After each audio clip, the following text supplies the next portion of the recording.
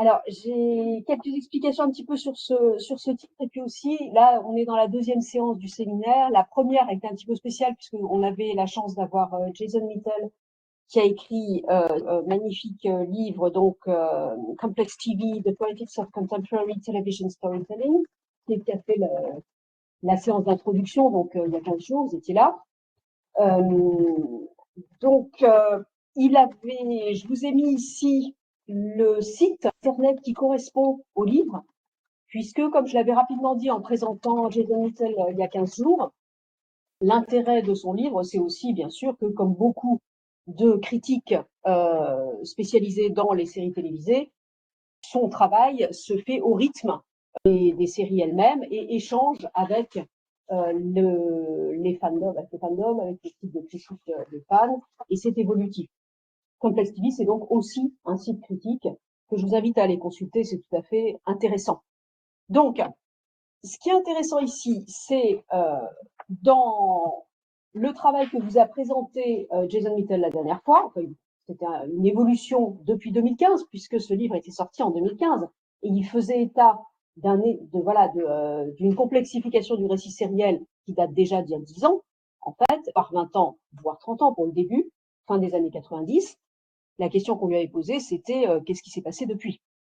Donc, si on résume très rapidement en quoi consiste la complexité télévisuelle, celle dont je vais parler ici, c'est ce dont parlait Jason Mitchell, c'était des récits sériels qui sont élaborés, bien sûr, qui sont très denses, qui sont prolongés, avec des arcs narratifs qui vont s'étendre sur plusieurs épisodes ou sur plusieurs saisons, donc quelque chose de très travaillé. C'est le premier sens de cette complexification. Et aussi les sens de la complexification sur lesquels on va travailler pendant ces séances. Deuxième, gros ensemble de sens liés à la complexité des récits non linéaires, avec des flashbacks, avec des flash-forwards, avec plusieurs points de vue, voilà, un travail sur la façon dont l'histoire est racontée. Bien sûr, on y retrouve aussi le fait que les personnages ont le même travail qui a été fait dessus, des personnages ambigus, des personnages évolutifs, souvent des anti-héros, comme Tony Soprano, comme le héros de Bad, etc. Dernier sens qui est peut-être le plus intéressant, et celui qui est le plus travaillé, c'est l'implication du public. C'est-à-dire le fait que le récit sériel se co-construit. Voilà. Les téléspectateurs, ils analysent, ils théorisent et ils discutent, bien sûr, des épisodes pendant tout le temps de diffusion de la série, qui peut être extrêmement long. On va faire quelques allusions ici au Doctor Who, qui est une série qui accompagne l'évolution de la Grande-Bretagne, en fait, depuis 1963. Donc, ça fait carrément une vie parallèle depuis maintenant plus de 50 à 60 ans.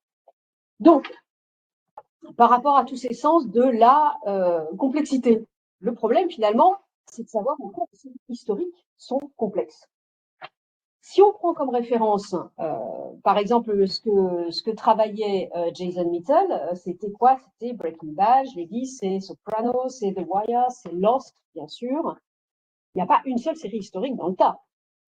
A priori, l'exemple des séries historiques, ça ne va pas s'imposer comme un modèle de fonctionnement complexe du récit, que ce soit voilà, les Tudors, les Borgia, Band of Brothers, Tchernobyl, enfin bon, toutes les séries historiques qui peuvent vous venir à l'esprit. L'intérêt d'une série historique, a priori, n'est pas d'être complexe au sens, je rappelle, où on prend la complexité ici, c'est-à-dire un sens poétique, au sens formel, au sens de la construction narrative du récit. Et non pas, bien sûr, du point de vue du sens, du point de vue de la force des représentations. C'est un autre problème dont on ne traite pas ici, en fait. Voilà, on ne va pas discuter de la profondeur, ni, comme on va le voir, c'est une autre question de la véracité, de l'exactitude, etc., de la représentation qui est donnée dans telle ou telle série. C'est pas ici le point de vue qui nous intéresse. Ce qui nous intéresse, c'est le travail qui est fait sur le récit. Une série historique, de ce point de vue-là, a priori, c'est pas compliqué, c'est pas complexe, c'est représentatif. Voilà, c'est mimétique. Quelle que soit son exactitude, quel que soit, par ailleurs, autre problème qui n'a rien à voir, quelle que soit par ailleurs sa qualité. La complexité d'un récit, c'est pas forcément sa qualité. C'est un peu un autre problème. Si on regarde dans la production sérielle récente, une des séries les plus formidables qui a été produite récemment, j'ai dit allusion la dernière fois, c'est Maid, par exemple, qui est un récit d'une simplicité totale. Voilà, on suit une jeune fille qui travaille comme maid, c'est-à-dire comme femme de ménage, et comme ligne narrative, ça peut difficilement être plus simple. La question de la qualité est distincte de celle de la complexité. La question de l'exactitude historique aussi est distincte. Ce qui nous intéresse ici, c'est de savoir en quoi, en fait, une série historique, les séries historiques qui sont faites maintenant, participent ou non à la question de la complexité. A priori, c'est pas le cas. De fait, il y a un premier phénomène qui est vraiment massif et qui s'est beaucoup développé, c'est de ça que je vais parler depuis une dizaine d'années, c'est le fait que la série historique, la représentation fictionnelle sérielle d'un sujet situé dans le passé, en fait, participe à l'hybridation des genres, qui est un phénomène massif de la présentation des contenus sériels maintenant.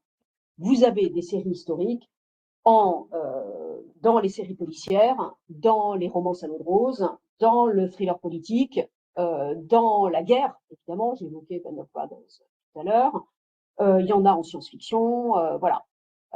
Vous avez des sujets historiques qui sont croisés avec à peu près tous les genres existants, mais aussi avec les genres en développement en ce moment.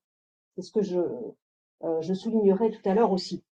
Donc, de ce point de vue-là, il est certain que la série historique participe à ces mutations du récit sériel qui affectent l'ensemble des genres, en particulier en streaming, et qui ont été causées, Jason Little le rappelait la dernière fois, par l'évolution des conditions techniques, pratiques, dans lesquelles le récit est distribué maintenant en série.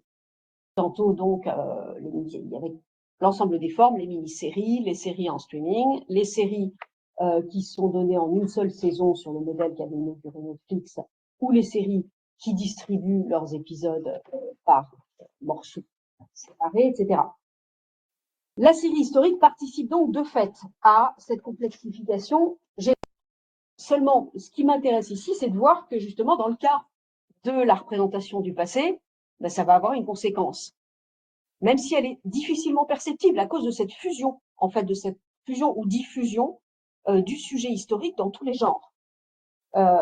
C'est là-dessus que je voudrais essayer de faire quelques propositions, parce que cette stérialisation de notre rapport au passé et à la fictionnalisation du passé, elle n'est pas sans conséquence sur la façon dont nous vivons le temps, dont nous vivons nos temps, dont nous vivons notre rapport à la mémoire, et dont nous vivons également l'évolution de la représentation qu'on se fait de quelque chose qui est fondamental pour la façon dont on vit, qui est le primat ontologique du présent, l'idée selon laquelle le présent serait réel, le passé n'existe plus, le futur n'existe pas encore, etc.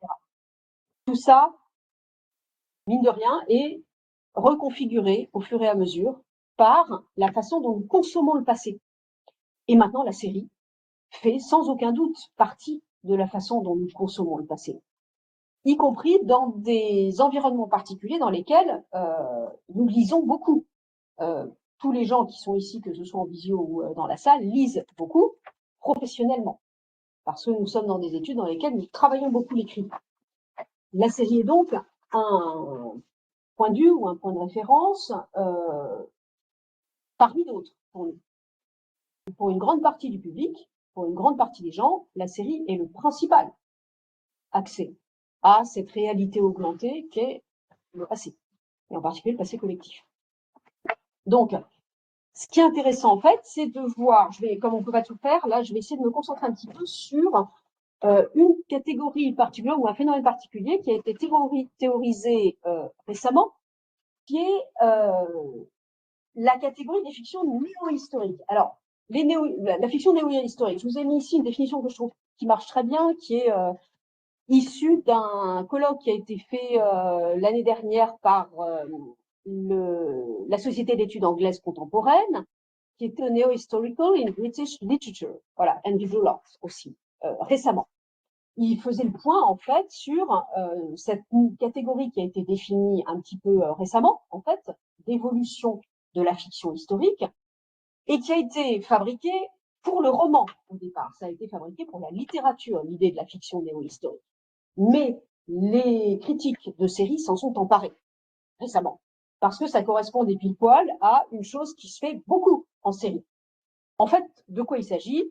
Il s'agit, comme vous le voyez ici dans l'appel à communication qui est passionnant, je vous invite à aller voir de ce colloque, il s'agit d'identifier le fait que là, après avoir détaillé bien sûr le fait que le roman historique, la littérature historique est un genre extrêmement puissant et extrêmement fort dans l'écriture britannique en particulier, contemporaine, c'est pas du tout un genre de seconde zone, le roman historique dans la littérature anglaise, vous savez très bien, il gagne des prix en permanence, des prix littéraires en permanence.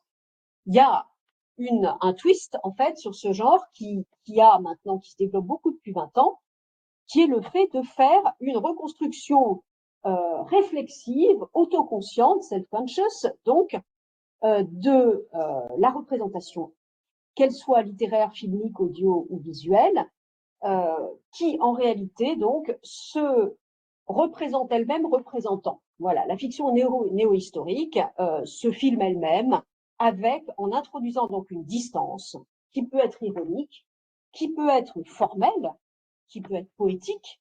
Voilà, il y a un travail stylistique, par exemple, parfois de l'écriture, qui met à distance la représentation du passé, qui est anti-immersive, pour être très clair, et qui donc souligne quelque part l'impossibilité, voilà, d'adhérer au passé. On n'est pas dans le passé, donc ce que fait le roman historique est fait avec une distance.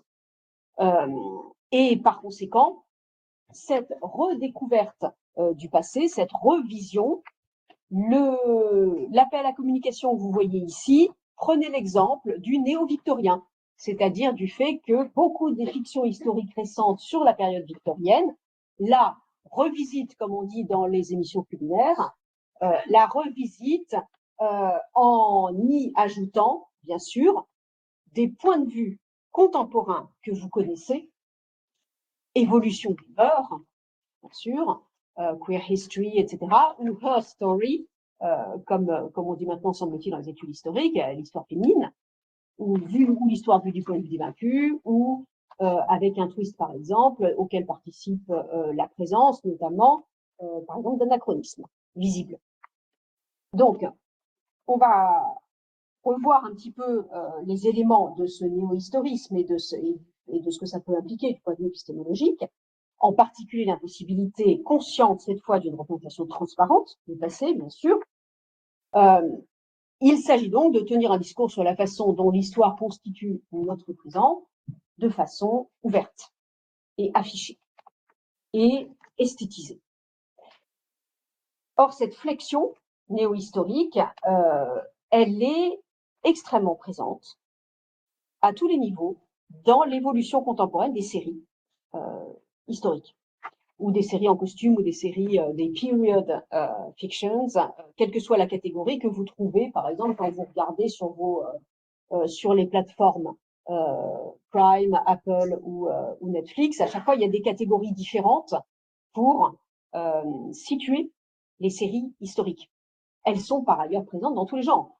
Il faut rappeler que, strictement parlant, si on prend juste comme définition action qui se passe dans un passé distant ou différent de l'autre, même le Marvel Cinematic Universe est entièrement composé de fiction historique, puisque, comme vous le savez, dans la mesure où l'univers Marvel reprend une série de fictions développées en BD dans les comics depuis les années 40, ce sont des séries historiques ou des films historiques au cinéma, dans la mesure où ils reprennent parfois ouvertement des univers des années 40, l'histoire de l'Amérique depuis les années 40.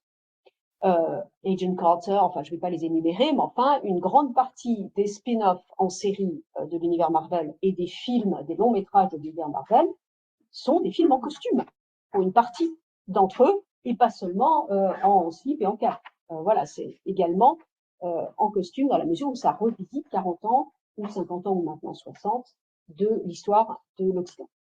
Donc, pour catégoriser un petit peu ce dont on va parler ici. Je vais les répartir en fait en quelques catégories. Voilà, il va y avoir 3 temps dans l'exposé qui suit. Les 3 temps en question, ça va pas être découpé par période. Voilà, il ne s'agit pas de choisir plutôt l'Antiquité, le XVIe siècle, ou même si c'est absolument passionnant de voir quelles sont les périodes préférées pour la représentation en fonction des nations. Les Anglais adorent la période Tudor, bon, voilà.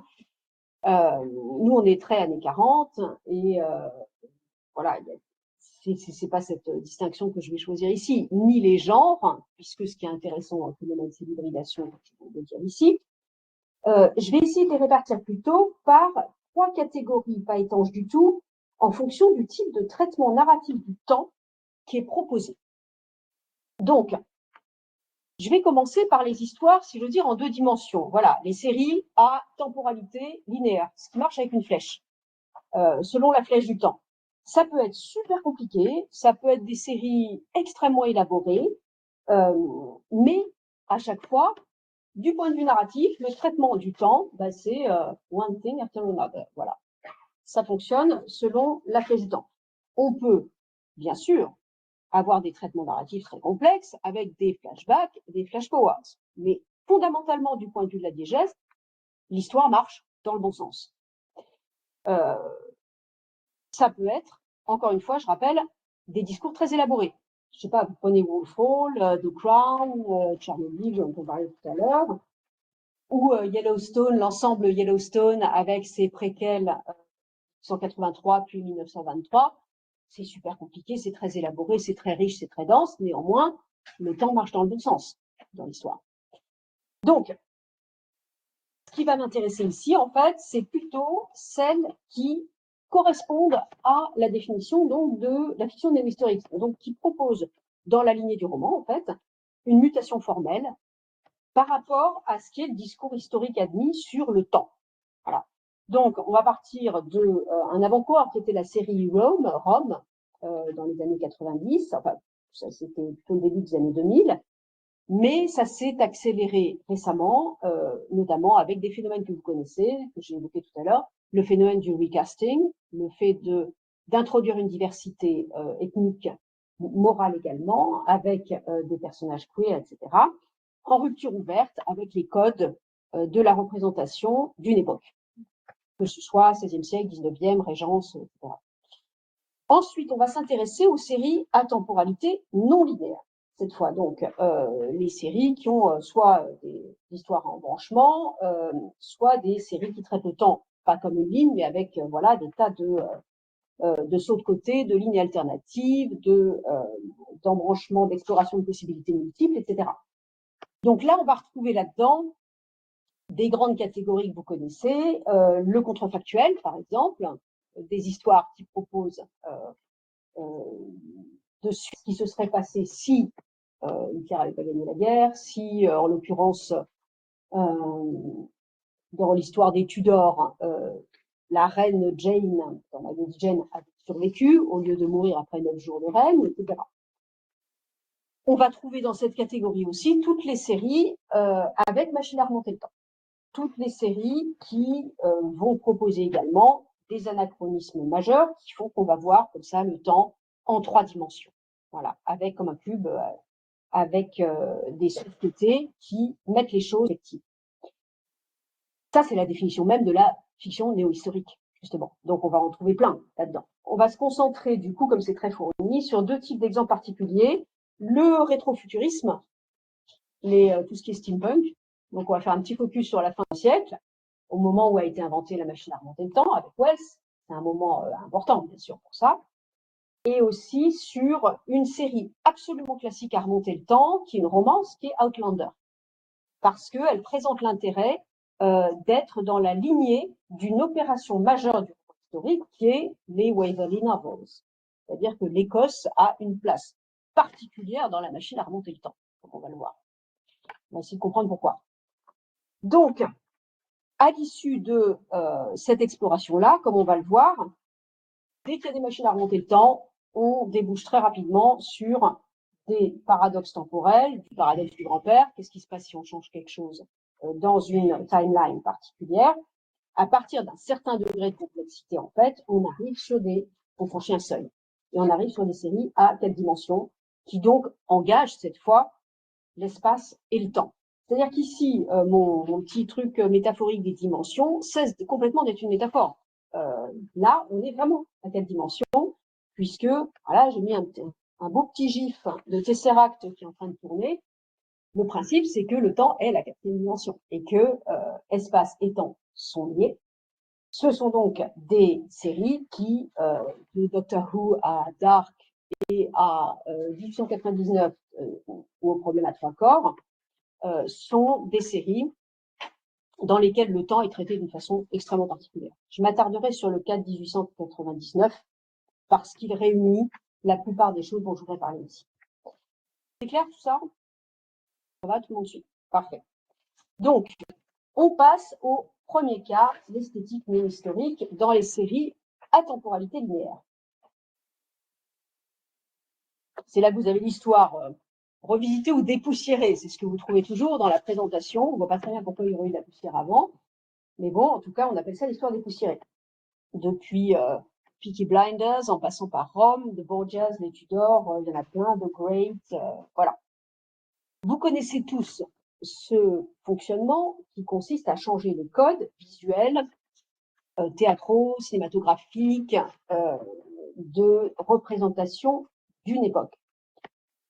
Alors, la question qu'on pourrait se poser ici, c'est de savoir dans quelle mesure c'est nouveau, en fait, ça. Qu'est-ce qu'il y a de néo-historique là-dedans?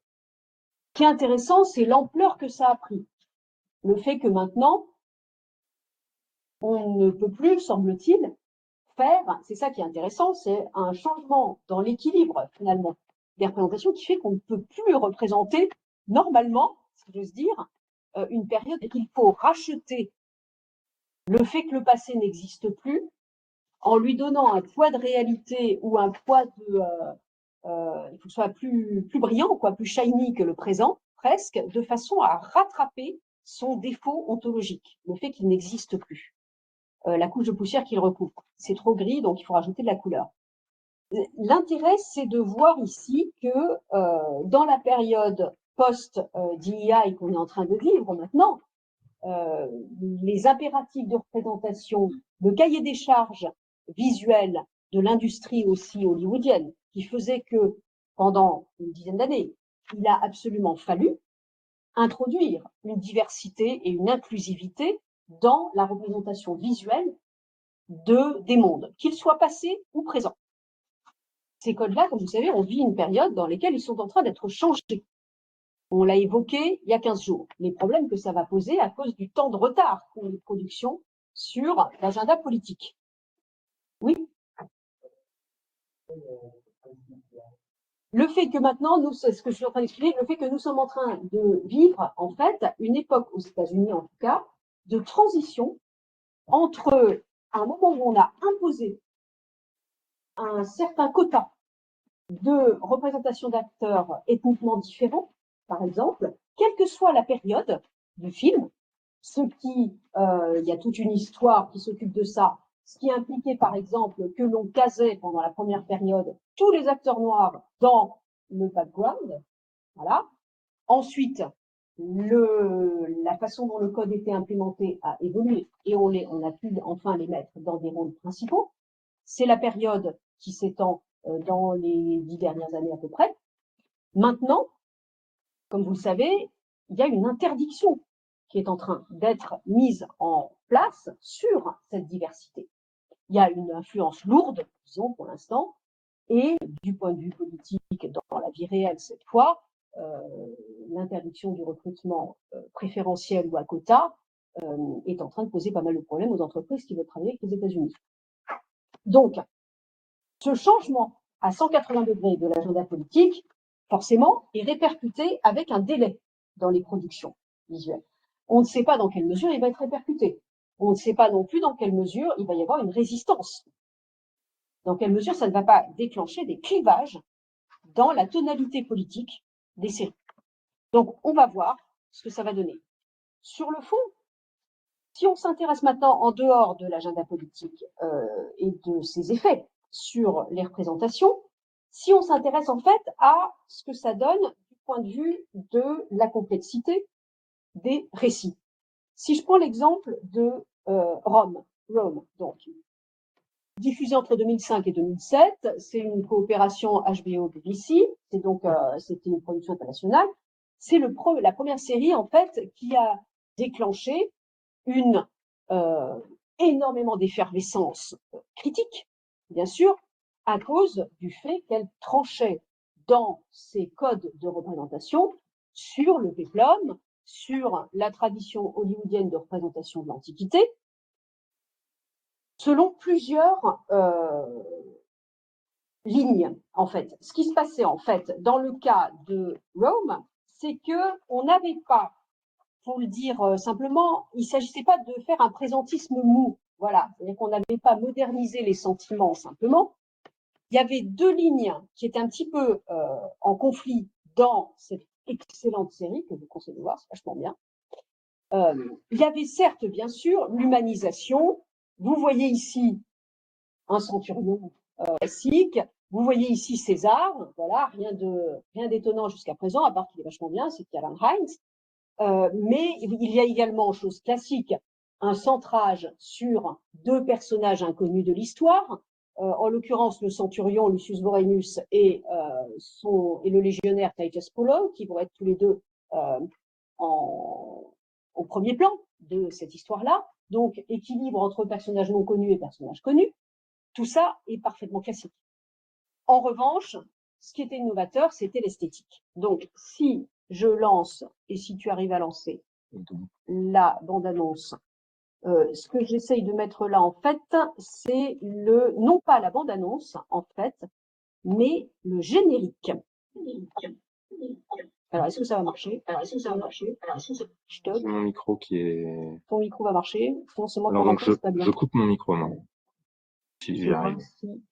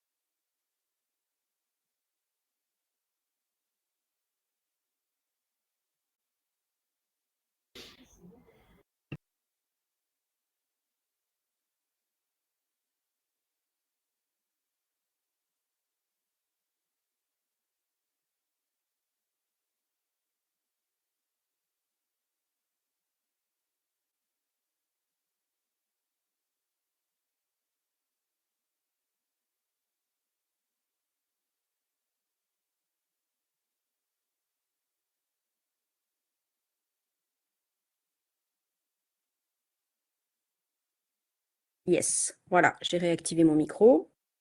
Et maintenant, il faut que je repartage. Voilà. Et ça marche. Super. Donc, voilà. Donc, dans le cas de Rome, vous avez vu que la mutation était faite à partir de l'animation de mosaïque.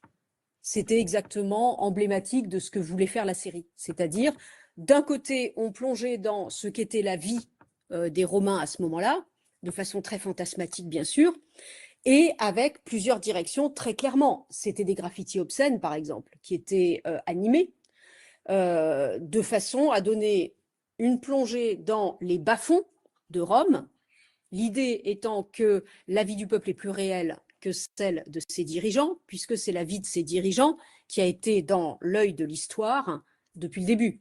Quand on se représente Rome, on se représente les grandes familles patriciennes et les grandes dates, et non pas la vie du peuple au départ.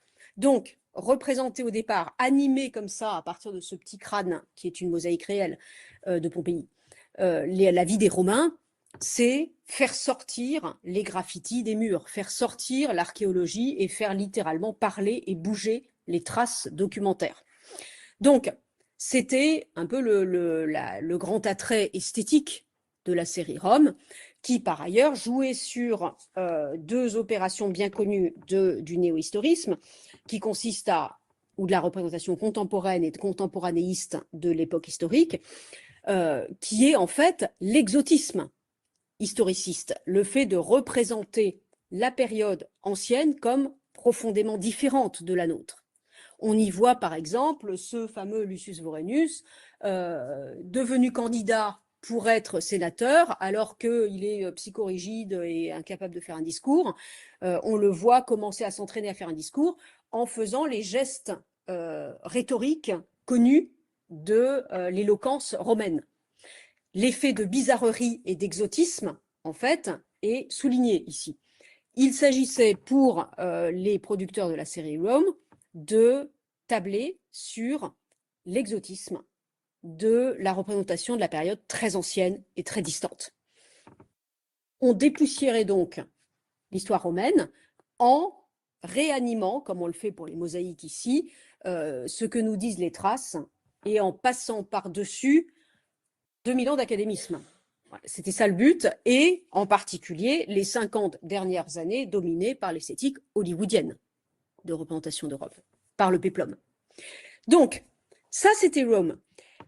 Ce qui est intéressant, c'est que quelque part, en fait, cette représentation-là, c'est le même geste, somme toute, que ce que fait depuis le début le roman historique. Si vous avez lu, et non pas seulement vu Les Trois Mousquetaires d'Alexandre Dumas, vous vous souvenez sans doute que Dumas, dans l'écriture des Trois Mousquetaires, ponctue en permanence et dès le début son récit d'une mise à distance de cette période qui n'est pas si éloignée, c'est le XVIIe siècle, mais enfin qui est totalement séparée par le bloc des révolutions de la période à laquelle écrit Dumas. Dumas passe son temps à dire, en montrant ses mousquetaires rentrer avec leurs bottes et leurs armes dans le salon d'une dame, l'époque était comme ça. À cette époque-là, tout le monde était brutal. Voilà. En voyant d'Artagnan recevoir de l'argent de Madame Bonacieux, il précise un homme d'honneur n'avait aucune difficulté à ce moment-là à prendre de l'argent de sa maîtresse. On joue dès le départ, dès la période romantique, le roman historique joue sur cette distance et souligne en particulier la brutalité ou l'absence de raffinement des mœurs de la période historique qu'il représente. Ça, c'est pas nouveau. Ce que fait Rome, Alexandre Dumas le faisait déjà, en fait, quelque part dans Les Trois Mousquetaires. C'est plus intéressant dans le mouvement qui aboutit par exemple au recasting, puisque là on va donc dans l'autre sens, ça consiste à introduire une modernisation ou un regard moderne dans la représentation du passé. Je vous ai mis ici des séries connues pour ça. Bridgerton, donc la série de Netflix, est celle dont on parle le plus et sur laquelle il y a le plus de critiques sur le néo-historisme. puisque, comme vous le savez, la série prend le parti, comme le font beaucoup d'autres séries, d'introduire des personnages ethniquement différents dans un drame Régence, un drame imité de l'écriture de Jane Austen. Ça donne aussi la mini-série en 2023, le Queen Cleopatra, diffusée par Netflix, qui a donné lieu également à énormément de littérature critique, parce que c'était produit dans une série sur les reines africaines qui était produite par Jada Pinkett Smith, avec un agenda idéologique très clair qui est de montrer des personnages noirs dans toutes les périodes de l'histoire de l'humanité, et de l'histoire en particulier de l'Occident. C'était donc politiquement, idéologiquement orienté, le fait de montrer, comme vous le voyez ici, une Cléopâtre noire. Sans suivi, bien évidemment, débats, discussions, scandales, voilà, c'est un peu fait pour ça. Les white suprémacistes disant que Cléopâtre était naturellement blanche comme un cachet d'aspirine, et chacun y allant de sa favorite, tout le monde ayant à l'esprit, bien sûr, le modèle absolu, Elizabeth Taylor et ses yeux violets, aussi vraisemblables dans le rôle de la reine hellénistique. Donc, je vous mets ici une représentation du 1er siècle, hein, qui est une Cléopâtre année totalement grecque européen. Chaque époque en a fait autant, c'est tout.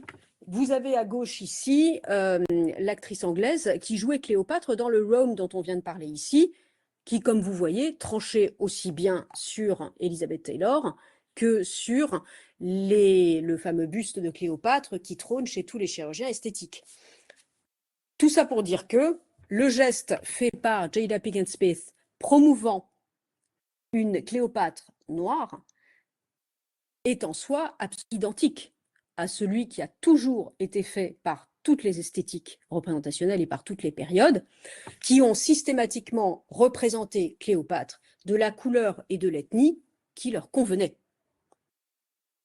Il y a une chose dont on est sûr, si on veut prendre cette fois le point de vue des historiens, Cléopâtre ne pouvait ressembler en aucun cas ni à Elizabeth Taylor, ça c'est certain, ni à l'actrice qui a été choisie pour Queen Cleopatra, puisque ethniquement, Cléopâtre VII pouvait certainement pas être noire américaine, ni anglaise, comme l'était Elizabeth Taylor. En revanche, le geste lui-même, le geste représente, n'a rien de nouveau de ce point de vue-là. C'est simplement, bien sûr, que le public, notamment américain, mais également européen et égyptien, puisqu'une grande partie des critiques sont venues des Égyptiens, n'était tout simplement pas prêt à ce changement d'esthétique qui renvoie aux représentations précédentes et à leur artificialité, au fait que les représentations précédentes sont tout aussi ethnocentrées que celles-ci. Et il y a un geste sur le passé qui, quelque part, est le même. Une des choses, en revanche, que l'on peut dire très rapidement sur la difficulté que pose cette représentation, de cette pratique du recasting, c'est que ça risque, en revanche, de dissimuler les véritables personnages historiques qui, eux, en effet, existent. Par exemple, voilà, du point de vue de la diversité ethnique, l'itinéraire de Dumas lui-même, de Pouchkine ou du Chevalier Saint-Georges en France, qui tous étaient demi-sang ou quart de sang. De même, du point de vue du recasting moral ou queer, la série Gentleman Jack prend pour personnage principal Anne List, un personnage assez extraordinaire de diariste qui avait inventé un système de chiffrement génial pour son journal personnel, puisqu'elle était lesbienne, et vivait ouvertement sa sexualité. Oratrice, elle est connue pour la première ascension d'une montagne dans les Pyrénées, notamment. L'itinéraire exceptionnel de cette femme est rendu finalement transparent et aplati par le fait que, autour de cette série-là, beaucoup d'autres séries, de Bridgerton jusqu'à The Buccaneers récemment, introduisent des personnages vivant ouvertement leur sexualité queer ou non-binaire. Donc, si l'on passe maintenant à, voilà, il y aurait beaucoup de choses à dire sur cette complexification du récit qui est réalisée par le traitement néo-historique dans ces séries à temporalité linéaire. Retenons simplement qu'elles ne sont pas poétiquement ou formellement différentes, finalement, de ce qu'a toujours fait le roman historique. Ce qui, en revanche, réalise un saut qualitatif en termes formels, c'est l'ajout d'une modification non réaliste, cette fois, de la ligne temporelle. Je vérifie quand même un petit peu l'heure. Voilà, je regarde juste. C'est bon? 17 heures. Ouais, d'accord, super. Hop. Donc, il va falloir que j'accélère un petit peu. Dans les séries à manipulation du temps, séries à embranchement, Forking Path, contrefactuel, relative, etc. Je vais attraper mon téléphone qui me permettra d'avoir l'heure sous le nez pour ne pas prendre trop de temps. Vous reconnaissez ici la couverture du livre de Niall Ferguson, Virtual History, qui était un collectif et qui avait déclenché la réflexion sur ce qu'est le contrefactuel. Je pense que vous savez tous ce que c'est. C'est le fait de proposer ouvertement un scénario qui suit un événement non réalisé dans l'histoire réelle. C'est le principe du what if. Et si Hitler avait perdu la guerre, etc. Vous reconnaissez l'œuvre la plus connue de ce point de vue-là, qui est The Man in the High Castle, qui évidemment nous fait réfléchir beaucoup en ce moment sur le fait que la possibilité est non advenue. En ce qui concerne l'invention du contrefactuel, je passe rapidement là aussi, puisque c'est absolument passionnant, mais ce n'est pas notre propos ici. Ça date du 19e siècle, en gros. Beaucoup de séries partent de ce principe-là. Les deux catégories que j'ai définies ici, linéaires, non linéaires, ne sont pas évidentes. La différence entre des séries contrefactuelles, comme My Lady Jane, qui propose de suivre l'itinéraire de la reine, dite reine de 9 jours, qui avait épousé Édouard II, donc Tudor, au début du XVIe siècle, la reine de 9 jours, donc, qui a été décapitée au bout de 9 jours, Lady Jane Grey. La série propose de suivre l'itinéraire de cette jeune femme qui aurait survécu. C'est un contrefactuel.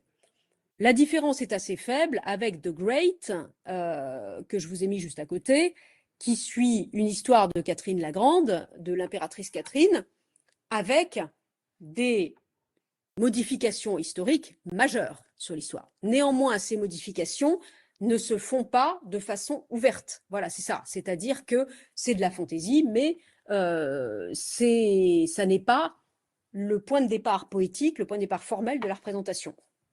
C'est la différence que l'on peut établir. De même, dans la présentation des anachronismes ouverts, il y a une nuance entre The Gilded Age, dans lequel il y a des tas d'anachronismes, que ce soit de costumes ou de représentation morale, et The Buccaneers, qui fonctionne sur l'anachronisme, sur une modernisation agressive.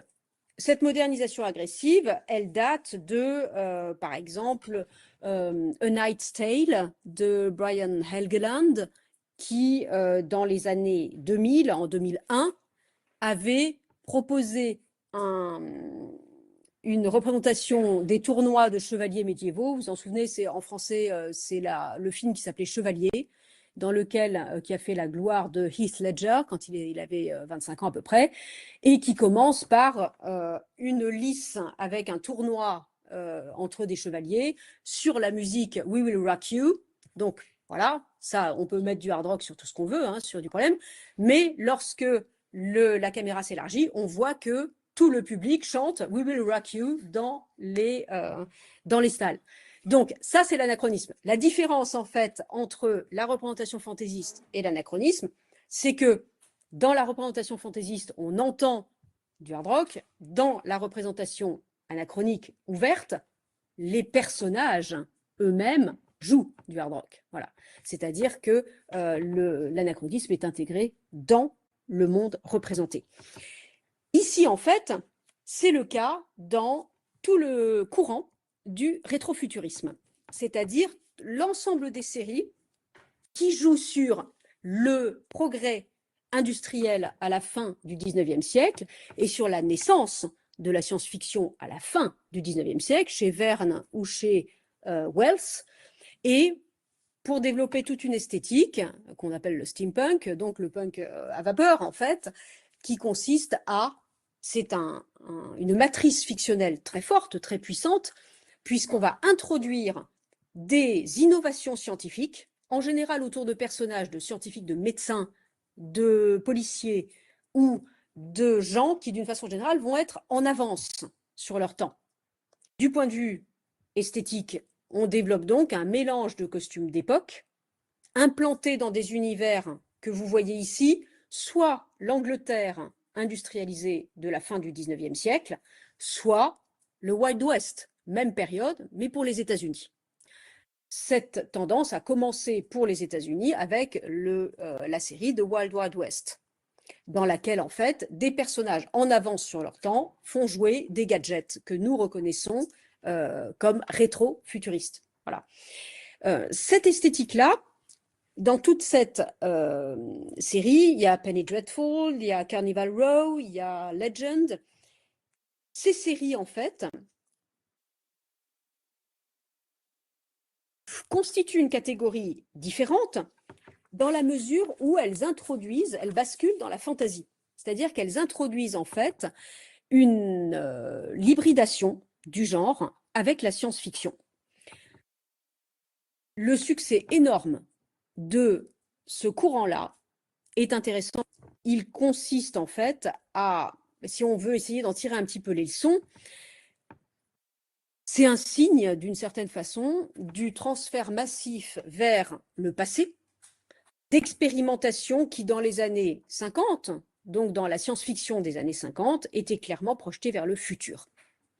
La combinaison de l'escapiste nostalgique, en quelque sorte, des corsets et des dentelles, avec l'innovation technologique, qui fait tout le sens du rétrofuturisme steampunk, cette combinaison-là signale en fait la greffe de l'expérimentation et de l'exploration caractéristique de la science-fiction, l'exploration des possibles, mais qui a été greffée cette fois sur le passé. Le but de ces fictions, c'est de tourner vers un univers que l'on sent comme le seul ouvert encore à l'exploration, l'univers du passé, de tourner vers le passé, ce qui n'est plus possible maintenant de tourner vers le futur. En gros, si on ne croit plus au pouvoir de l'innovation technologique pour nous sortir de la situation dans laquelle on s'est mis maintenant, collectivement, il faut projeter, si on veut faire des fictions que les gens suivent, si on veut faire des séries qui soient escapistes, qui soient agréables à regarder en quelque sorte, il faut tourner vers le passé, parce que c'est peut-être la seule voie dans laquelle on peut le tourner, cette volonté d'exploration fantaisiste. Cette correction du passé, cette volonté de rectifier en fait le cours d'une histoire dont on sait où elle nous a menés, en particulier du point de vue du progrès technologique, on la trouve également dans les genres romanesques. C'est pour ça que je voulais prendre l'exemple de Outlander, parce que c'est tout à fait typique d'une mutation dans les séries contemporaines de cette volonté de tourner la force de la fiction historique vers la rectification, une tentative sans fin, comme ça, de rectification de ce qui a tourné mal quelque part dans le passé. Ça, c'est la force conservatrice de la version romance sentimentale des séries néo-historiques.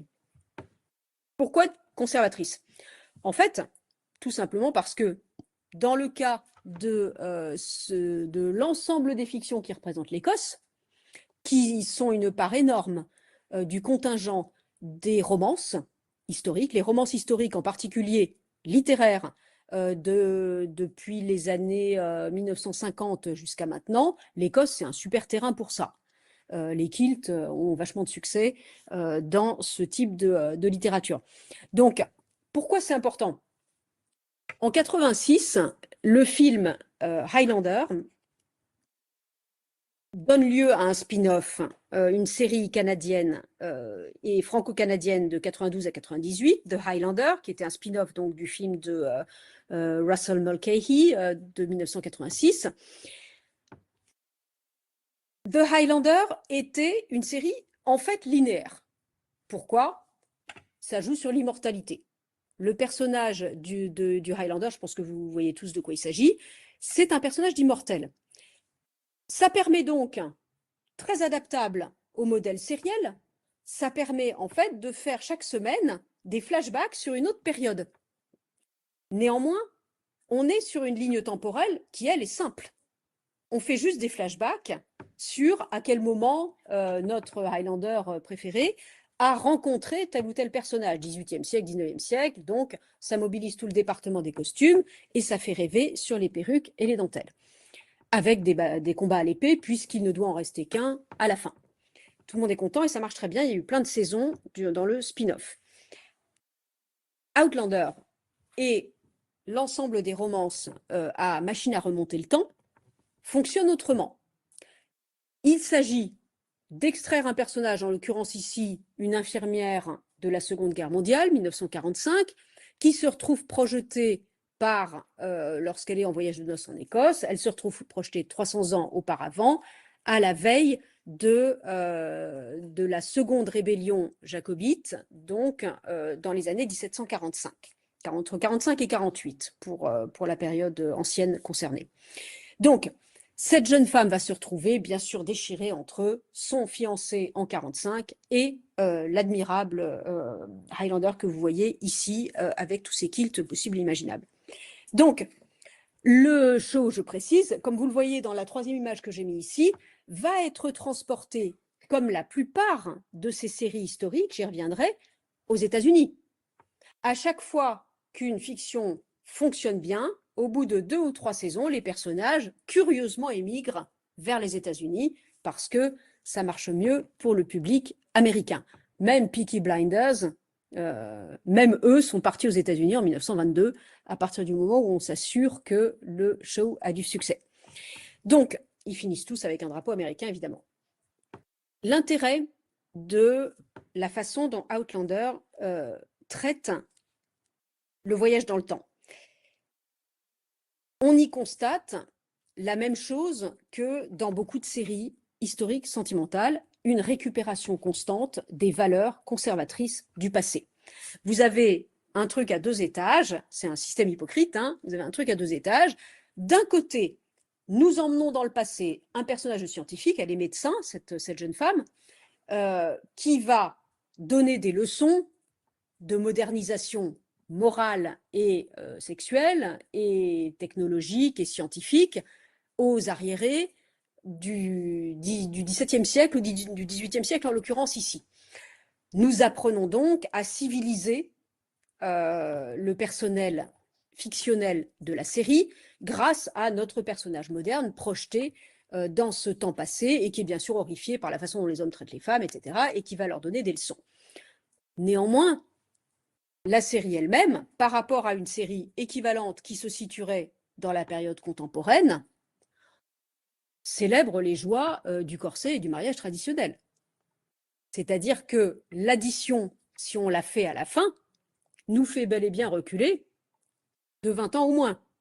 Le principe de la série historique romanesque à machine à remonter le temps, c'est que sous une machine narrative progressiste, puisqu'on introduit un personnage de maintenant, un état des mœurs supposé antérieur et donc moins développé, il y a une condescendance bien sûr présentiste, hein,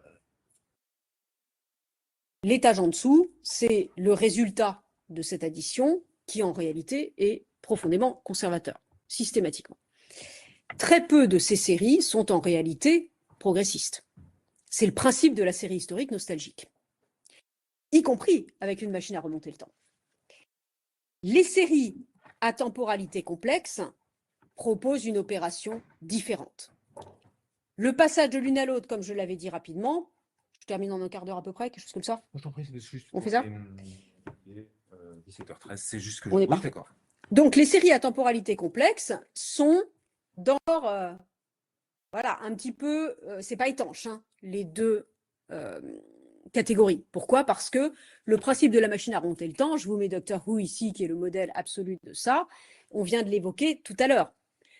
Quelle différence entre une série à temporalité non linéaire simple, si j'ose dire, et une série à temporalité complexe? C'est à partir du moment où l'espace-temps, la liaison entre l'espace et le temps, et donc l'ensemble de la physique du monde représenté est affecté par cette mutation narrative.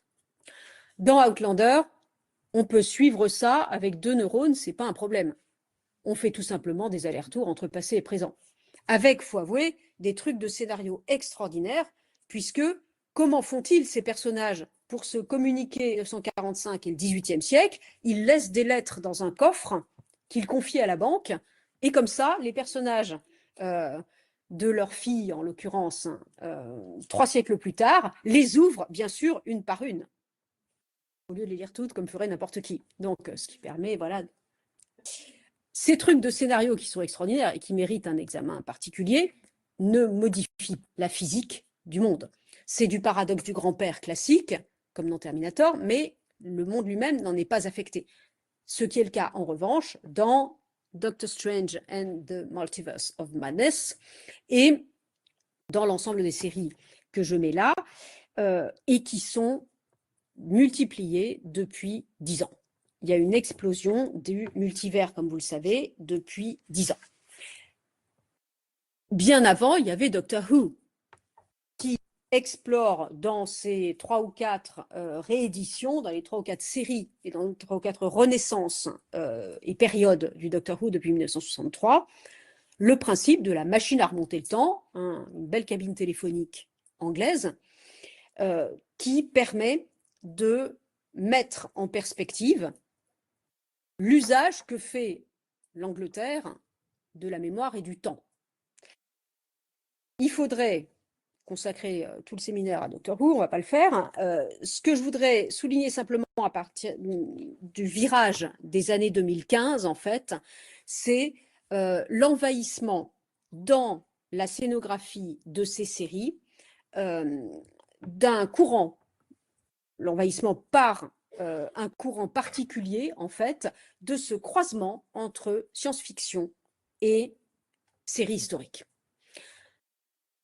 Westworld est l'une des séries qui ont commencé à le faire de la façon la plus claire, puisque Westworld présente l'intérêt d'être à la fois futuriste et historique, puisque c'est censé se passer en 2050, avec un parc à thème dans lequel on propose aux visiteurs de visiter le Wild West.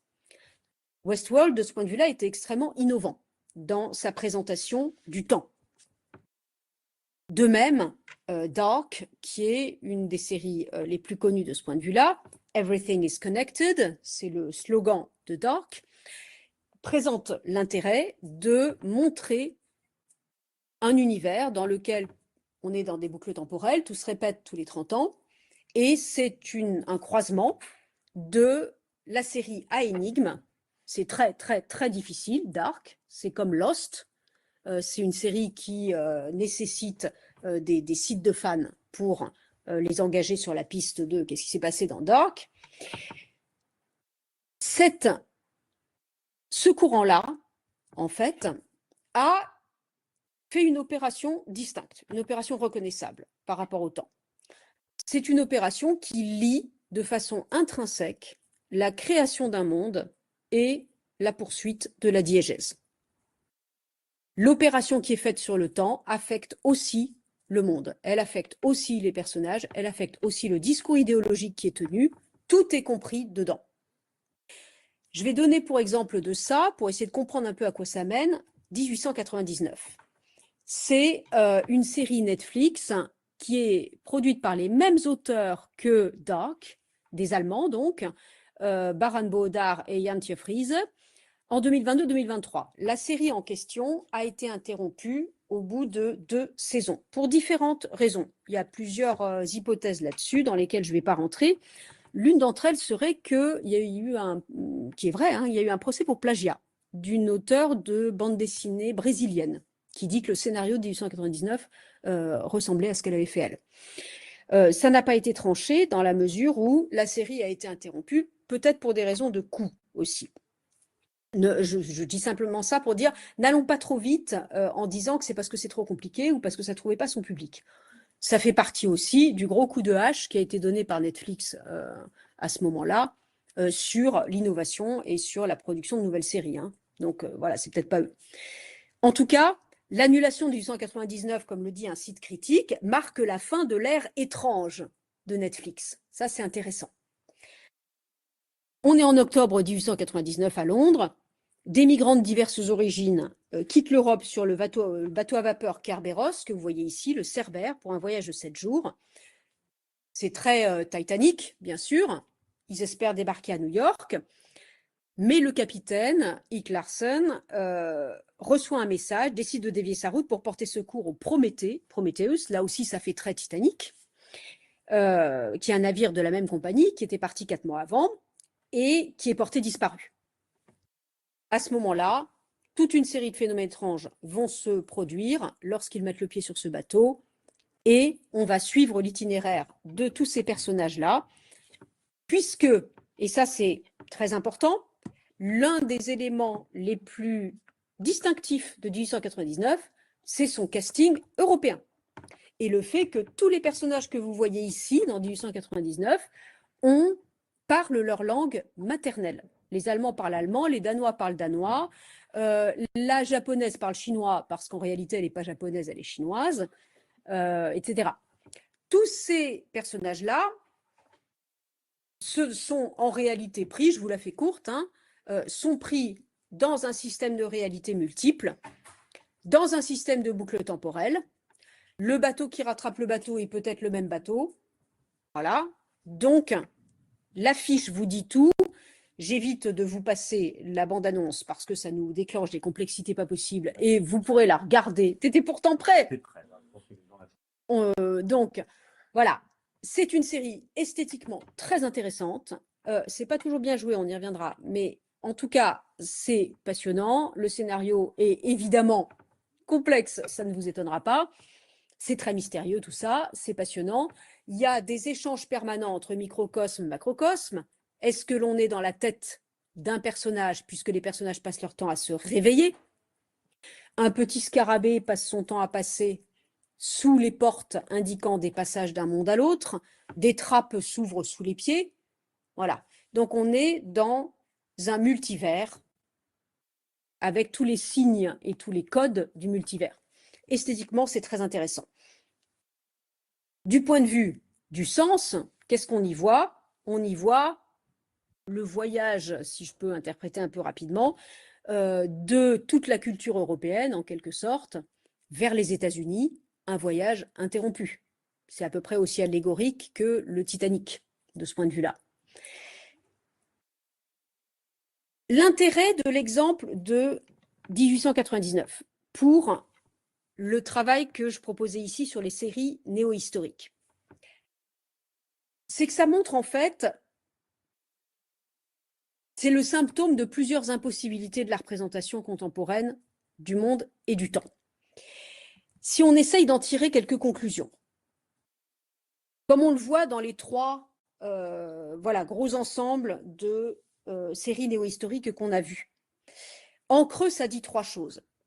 Les séries néo-historiques à temporalité linéaire montrent la balkanisation du passé. Ça, on l'a vu. Chaque série représente le passé pour un public, en le régionalisant. L'exemple de la mini-série Cléopâtre est très clair de ce point de vue-là. On réinterprète le passé en y insérant un agenda. Avant, on le faisait de façon non visible. On le fait maintenant de façon ouverte, visuelle et impossible à confondre. Cette balkanisation, cette fragmentation, cette impossibilité d'un passé commun, elle est rendue manifeste par cette évolution-là, par cette complexification néo-historique des séries à temps linéaire. En ce qui concerne les séries, cette fois, non linéaires, à lignes temporelles multiples, c'est l'impossibilité de l'avenir cette fois, puisque l'innovation est projetée vers le passé. Le succès de la boucle temporelle comme mode privilégié de conduite de la narration, c'est ça que ça dit aussi. Il y a quelque part un mur dans lequel on est maintenant qui oblige à tourner vers le passé tous les efforts de réinvention, de réinnovation, d'exploration des possibles, etc. En ce qui concerne les séries à temps paradoxal, ce qu'elles disent quelque part, c'est l'impossibilité d'une action humaine qui n'implique pas immédiatement l'ensemble de la machine du monde. Voilà, ça c'est caractéristique de l'Anthropocène. C'est un peu rapide, mais c'est ça que ça engage. On ne peut plus agir isolément sans déclencher l'ouverture d'un monde et sans fermer l'existence d'un autre. La réalité est systématiquement conditionnée à nos actions. Tout ce que nous faisons dans le temps, nous le faisons dans le monde aussi. Il n'y a pas de distinction de l'espace et du temps, etc. Le fait que ce soit ludique, on puisse parfaitement regarder ces séries, tout le public qui va voir Doctor Strange n'en ressort pas du tout, contrairement à ce qu'on dit parfois, avec un vertige métaphysique. Non, on en ressort avec un paquet de pop-corn. Voilà, c'est vide, comme tu dis. Donc, voilà, on ne va pas vomir son pop-corn à chaque fois qu'on va voir Doctor Strange. Ce vertige-là, il est représenté. Il est fictionnalisé, il est intégré à l'existence de ces objets culturels. Néanmoins, ils sont le signe aussi de ce qui se passe depuis 10 ans et ils sont le signe d'une mutation de l'attention qui est liée à ce médium fictionnel particulier qu'est la série.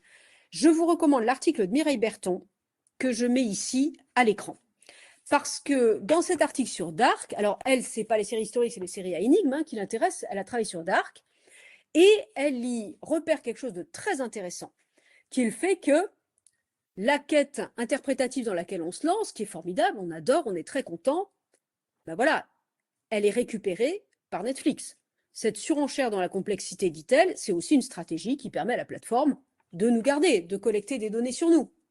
Et elle rajoute un petit peu plus bas dans cet excellent article le fait qu'elle-même et nous-mêmes, en tant qu'analystes des séries, nous participons entièrement à cette économie de l'attention, une économie des biens culturels qui se monnaie en termes d'attention et de réputation.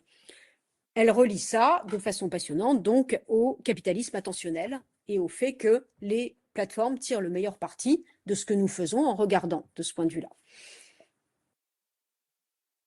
Elle précise également, donc, elle le met en perspective en rappelant, je vous lis un autre passage là-dessus, de Thomas Elsässer, alors que le capitalisme du 19e siècle visait à créer des besoins, celui du 20e siècle des désirs, celui du 21e siècle cherche à instiguer toutes sortes de dépendances, dont le binge-watching, par exemple. Donc, ça, c'est utile, ce sera mon dernier mot, en fait, pour comprendre le cas particulier des séries néo-historiques dont on a parlé ici. D'abord par rapport au roman, à la fiction romanesque, mais aussi par rapport aux autres modèles sériels.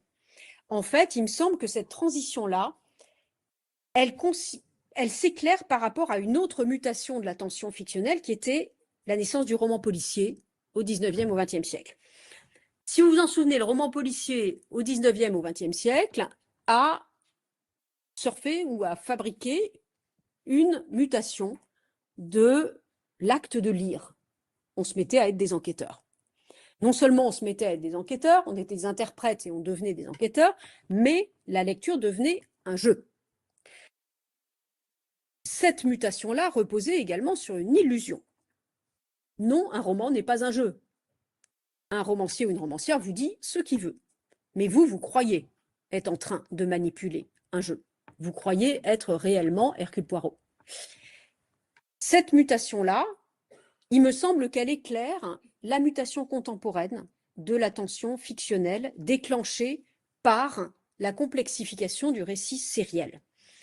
Dans le cas de notre mutation aussi, en faisant, voilà, l'exemple de la série néo-historique que je prenais ici, elle montre une chose en fait, c'est le fait qu'en fictionnalisant le passé, en faisant un objet d'interrogation et d'enquête, d'attention, d'interrogation, d'énigme qui est toujours ouvert, ça nous permet non seulement, comme l'a toujours fait le roman historique, de le reconfigurer épistémologiquement et politiquement le passé comme le socle du présent. Ça, le roman l'a toujours fait.